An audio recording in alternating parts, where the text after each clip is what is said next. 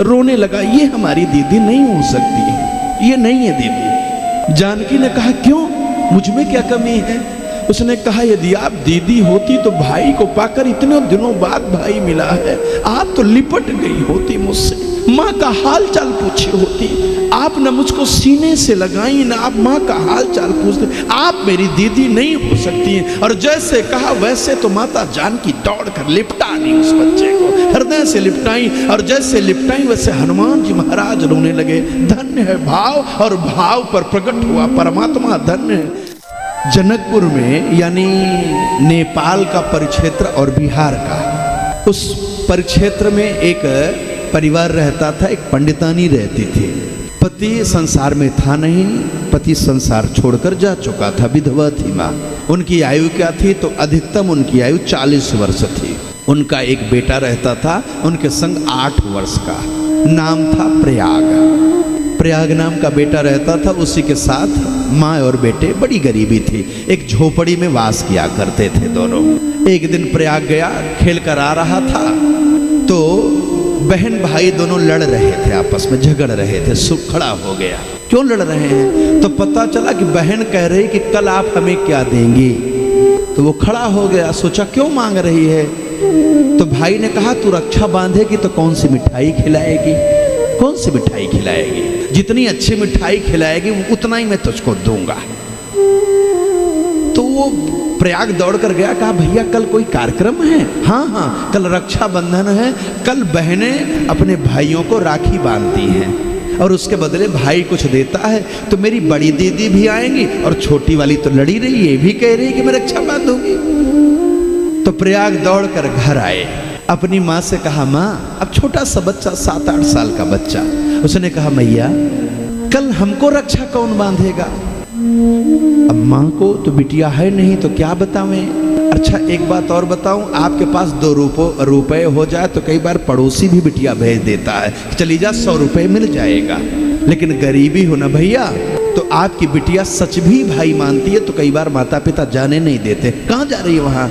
समय जब बिगड़ा हो तो फिर रिश्ते भी नहीं बनते हैं, लोग रिश्ते भी समय और धन पर चलाते हैं। तो आपसे निवेदन करूं कि प्रयाग की माँ ने कहा कि भैया कल तो कोई राखी नहीं बांधेगा।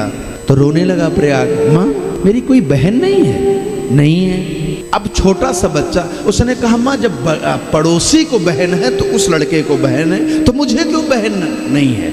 अब उस बच्चे को क्या पता कि बहन कैसे मिलेंगी।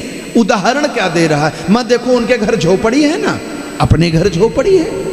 हे माँ देखिए ना, उनके घर में चारपाई है, अपने घर चारपाई है। उनके घर मिट्टी का चूल्हा है, अपने घर चूल्हा है। तो माँ उनके घर बहन है तो मेरे घर क्यों बहन नहीं है? बोलो ना माँ मेरे लिए एक बहन ला दो। अब तो माँ रोने लगी। माँ लिपटा ली बेटे को, बेटा तेरी दीदी है लेकिन वो दूर है, आ नहीं पाएंगी। अब माँ ने सोचा कि बच्चे को थोड़ा सा धीरज धारण करा दूं, मन इसका इससे निकल जाए। कहाँ है दीदी? अयोध्या में ब्याही है। क्या नाम है दीदी का? जानकी नाम है।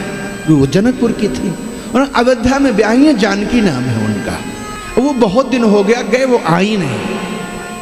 तो माँ उनको मेरी याद नहीं आती। मैंने तो सुना है कि बड़ी बहनें छोटे भाई को बेटे जैसा प्रेम करती हैं, तो वो क्यों नहीं आई? अब इसका उत्तर माँ के पास कुछ नहीं था। माँ ने कहा बेटा आएंगे। उन्होंने कहा कि दीदी जल्द ही आएंगी। उन्होंने पत्र भेजा था कि छोटे भैया की बड़ी याद आती है, मैं जल्द ही आऊंगी भैया के पास। सोचा नहीं नहीं, मैं ही दीदी के पास क्यों न चला जाऊं रक्षा बंधाने के लिए।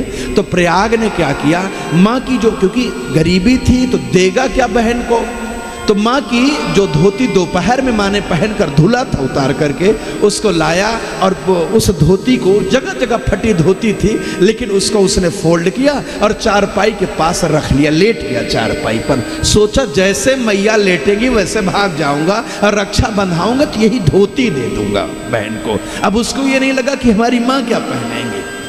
8 साल का बच्चा, 7 साल का बच्चा, दीदी की याद आई और शाम को 7 बज रहा था। गांव में तो आज भी 6 बजे 7 बजे लोग लगभग भोजन प्रसादी पा लेते हैं। माँ भोजन प्रसाद पाई, शंकर भगवान का दर्शन करने गई, बेटा धोती उठाया और अयोध्या के लिए निकल पड़ा। अब जनकपुर से 7-8 साल का बच्चा कुछ दूर तो चला, लेकिन जब 2-4 किलोमीटर चलने के बाद कुत्ते दौड़ाने लगे तो छोटा बच्चा डर गया। अब भागा कुत्तों को देख करके, तो एक सज्जन आकर के बचाए। अब बचाए तो रोए, हमें हमारी माँ के पास भेज दो। कहाँ जा रहे थे? अपनी दीदी के पास। दीदी का घर कहाँ? अयोध्या। तो तुम्हारी माँ का घर कहाँ? ये तो कहा मैं नहीं जानता हूँ। तो कहा भैया अयोध्या का मार्ग बता सकता हूँ, तेरा घर कहाँ खोजूं? इसी मार्ग को पकड़े चला जा, दीदी मिल जाएंगी। निकल पड़ा। हम आपने बार बार सुना होगा कि चलते चलते एक जंगल में प्रवेश किया, और जब प्रवेश किया तो रात्रि हो गई, लगभग रात का 11 बज गया। अब हमारी आपकी क्या दशा होगी रात्रि में, जब आप अकेले जंगल में प्रवेश कर जाएं, किसी कानन में आपका प्रवेश हो जाए तो क्या स्थितियां होंगी, आप उसको विचार कर सकते हैं। नदी के तट पर गया तो जंगल से अलग अलग प्रकार की आवाजें, ध्वनि आ रही थी। उन ध्वनियों को श्रवण करके वह डर गया, और डरा तो सागर जी लेट गया डर के वहीं। और जब लेटा तो अब क्योंकि निराश्रित था, कोई नहीं था उसका, जंगल है, घोर जंगल है, लेटा है, कोई उसका नहीं है, लेकिन कौन होगा? तो रहीमदास ने स्वयं कहा है, रन बन बैर विपत्ति में रही मन मरिए न रोय, जो रक्षक जननी जठर सो हरि गयो न सोय। भाई बहन को याद करके रोया, और हमारी जानकी ने राघव को जगाया, प्रभु जाइए ना मेरे भाई को लाइए। राम पहुंच गए, सो रहा था, उठाए और ला करके आप यही हनुमानगढ़ी के पास से जब आप निकलेंगे कनक भवन की ओर, तो दशरथ महल है, उसी के पास ला करके छोड़ दिया भगवान ने। वो प्रयाग यहाँ पहुँच गए। अभी धोती अपनी लिए हैं। जो साधु मिलता, हमको अपने जीजा के घर जाना, बहनोई के घर जाना। कौन है तुम्हारे बहनोई? हम बहनोई को नहीं जानते, दीदी को जानते हैं। दीदी कौन है? जानकी, जनकपुर से आई। तो यानी श्री राम जी तेरे जीजा है? हाँ हाँ। तो साधु हंसे, क्या पागलपन है इसका, ये क्या पागलपन है इसका। जा गया और पूरे गोला घाट के आसपास जो भी साधु मिल जाए पकड़ कर रोने लगे, महाराज जी हमको दीदी जीजा से मिला दीजिए, इतनी दूर आए, जल्दी लौट जाएं, हमारी माँ इंतजार कर रही होंगी। एक साधु ने देखा चेहरे पर तेज है, वो समझ गए भगवान का सहचर प्राप्त हो गया है। रात्रि में जब भगवान लाए थे तो भगवान की छुअन का प्रताप उसके जीवन पर आ गया बच्चे के। उन्होंने कहा चिंता न कर, जो भी अयोध्या में आया है उसको समस्त नाते रिश्ते मिले हैं, क्योंकि रिश्तों को तो जीना हमारे राम ने सिखाया है, तो रिश्तों को निभाना राम ने सिखाया है। जो संसार के नातों को निभाया है वो भक्त और भगवान के नाते को निभाएगा। चिंता न कर, तुझको अवश्य मिलेंगे। जहाँ छोड़े थे वहीं पहुँच जा। लौट करके फिर पहुँचा वहीं एक वृक्ष के नीचे। धीरे धीरे संध्या होने लगी। पहले अयोध्या इतनी बड़ी थी नहीं, केवल सब हनुमानगढ़ी में साधु रहते थे। संध्या होने लगी, अंधेरा हो गया, तो उसे वृक्ष के नीचे अपनी साड़ी लेकर रोने लगा, माँ मुझसे बहुत बड़ा अपराध हो गया, न कोई दीदी है न कोई जीजा है, आप भी छूट गई, दीदी जीजा भी न मिले, अब कहाँ जाऊँ। और रोते रोते धोती पर सर रख करके सो गया। और जब सोया तब तक लगा उसको कि घंटे घड़ियाल बज रहे हैं। रो रहा था वो सोते सोते, घंटे घड़ियाल बज रहे हैं। लगा कि कोई राजा की सवारी आ रही, हाथी चली आ रही, मसाल लेकर आगे देवता चले आ रहे हैं। खड़ा हो गया, डर के मारे कपने लगा। सिपाहियों ने आकर के आवाज दिया उसको, हाथ जोड़ लिया उसने, भैया कौन हो, कहाँ से आए हो। ऊपर हाथी को जो चलाने वाले महावत थे हनुमान जी थे, उतर कर आए, हाथ जोड़ा, प्रयाग जी आपका स्वागत है अयोध्या में। हाँ भैया स्वागत तो है, लेकिन हमारी दीदी जीजा नहीं आए, हम उनको ढूंढ रहे थे। आप जानते, हमको जानते हैं तो दीदी जीजा को जानते होंगे। हनुमान जी ने कहा आ गए हो मिलने के लिए, कहाँ है।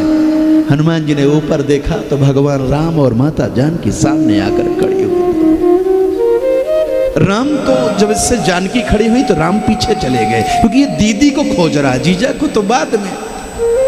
हनुमान जी ने कहा ये तेरी दीदी, ये जिज्जी है तेरी, बड़ी वाली दीदी है। रोने लगा, ये हमारी दीदी नहीं हो सकती, ये नहीं है दीदी। जानकी ने कहा क्यों, मुझ में क्या कमी है।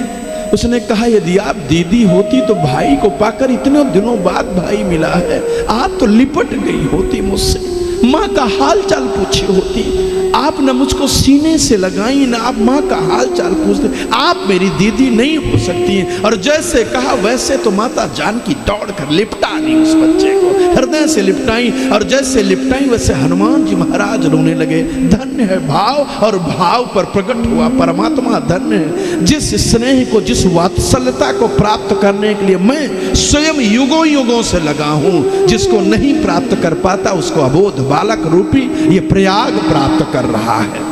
माता जानकी ने अपनी साड़ी को फाड़ा और उस बच्चे के हाथ पर रक्षा बांधा, और रक्षा बांधा तो वही फटी धोती उठाया, हाथों को देने लगा, है दीदी ये धोती आपके लिए लाया हूं। माता जानकी देखी तो लिपटा ली पुनः। हम आप जानते होंगे कि भाई के हाथ का फटी धोती भी बहनों को अति प्रिय है। संसार में बहन को सबसे प्रिय वस्तु क्या है? जो उसके भाई देते हैं। उसका भाई किसी लायक ना हो, लेकिन सदियों बहनों को जब गुणगान करना होता है तो अपने भाई का, अपने भैया का करती हैं। वो ससुराल में भी जो समय सबसे अधिक गुणगान में देती हैं वो अपने भाई, अपने पिता का देती है। संसार में सबसे प्यारा कोई नाता, पति की भी जेब से पैसा रखने वाली बहन पति को विषमता में नहीं देती, लेकिन पता चल जाए भाई को आवश्यकता है तो चोरी से कई बार दे देती है। बहनों का भाई का कुछ विशेष नाता ही होता है। पति लाखों का जेवर दे दे, बहन को बिल्कुल कम लगता है, लेकिन वही भाई 100 रुपए की साड़ी दे दे तो पूरे गांव में दिखाती है बहन कि भैया हमारे लिए लेकर आए। माता जानकी ने कहा इसको रख ले, इसको ले जा माँ के पास, और माँ जी से कहना कि उनकी बिटिया जानकी उनको बहुत याद करती है। उन्होंने बता, प्रयाग ने कहा कि माँ भी आपको याद करती है, माँ से कहना कि जल्द ही भेंट होगी हमारी, उनकी जल्द ही भेंट होगी। माताओं बंधुओं, यहाँ से आप सब जानते होंगे कि प्रयागराज वैसे चले गए, लेकिन जब गए कुछ दिनों के बाद वो सारी बात सब समझने लायक हुए। वो तो भगवान मिले थे। अयोध्या जी आए, वहाँ पर आकर के उन्होंने दीक्षा लिया और प्रयागदास कहलाए। अयोध्यावासी उनको मामा जी कहते थे, यहाँ मामा जी कहलाते थे। मैं जो विशेष बात बताना चाहता था, एक बार कनक भवन में, अभी हम कनक महल में बैठे, कनक भवन में कथा चल रही थी, वो भी सुन रहे थे। अचानक पता चला कि अयोध्या छोड़ करके राम माता जानकी के साथ वन चले गए। जैसे सुने वैसे तो रोने लगे, क्या क्या कमी रह गई अयोध्या में? हमारे दीदी जीजा को अयोध्या छोड़कर जाना पड़ा। चित्रकूट मैं मनाने जाऊंगा। आगे की कथा सुने नहीं, चित्रकूट पहुंच गए और यहाँ से मांग कर लेकर गए। पता नहीं कैसे, क्या जूता पहनते होंगे, क्या कपड़े ले गए, जूता ले गए, और बैठ करके चित्रकूट में कामदगिरी के नीचे बैठकर रोते, जीजा जी आइए ना, आपके लिए जूता लाया हूँ, आपके लिए चारपाई लाया हूँ, मैंने सुना कि बिना कुछ लिए आए हैं। तब माता जानकी ने कहा, प्रभु जो आपके पीछे पीछे इतना स्नेह करने वाला लो कोई भक्त लगा हो तो क्या आप उस पर कृपा नहीं करेंगे? नाथ कृपा करिए। भगवान ने कहा, जहाँ साक्षात भक्ति ही प्रेम करने लगे किसी के जीवन से, तो उसके जीवन में राम का अवतरण हो ही जाता है। और हमारे देश के संत कहते हैं कि चित्रकूट में अपना दिव्य दर्शन भगवान राम ने इस कथा के माध्यम से प्रयागदास को दिखाते हैं। वो प्रयागदास भव्य और भगवान राम का पावन सानिध्य प्राप्त करते हैं, उनका दर्शन प्राप्त करते हैं। इस कथा को अयोध्या आने से माता जानकी का प्रेम और राम की कृपा मिलती है, और कथा सुन करके भगवान का साक्षात सानिध्य हमको प्राप्त होता है। ऐसी ये पावन कथा है। इस कथा से हजारों हजार लोगों का दुख दूर हुआ है। सामान्य व्यक्तियों को क्या कहा जाए, हम लोग जानते होंगे कि जब माता जानकी लंका में थी, रावण के पास थी, हनुमान जी जब गए तो हनुमान जी ने भी जाकर के राम कथा उन्होंने वर्णन किया, और जैसे ही राम कथा सुनाने लगे तो सुनते ही सीता कर दुख भागा। जैसे ही कथा सुनी वैसे उनके जीवन का दुख चला गया। तो मेरा निवेदन है, आप सब जितने लोग बैठे हैं, यदि इस कथा को सुनेंगे तो आपके भी जीवन से दुख जाएगा। और एक बात निवेदन करो, यहाँ जाता कुछ नहीं है, आता है। जब कोई कह दे दुख जाएगा, तो दुख जाएगा नहीं, बल्कि सुख आएगा। आपको दुख की जो अनुभूति है वो नष्ट हो जाएगी। इसलिए आइए दुख से सुख की ओर हम लोग भी बढ़ें।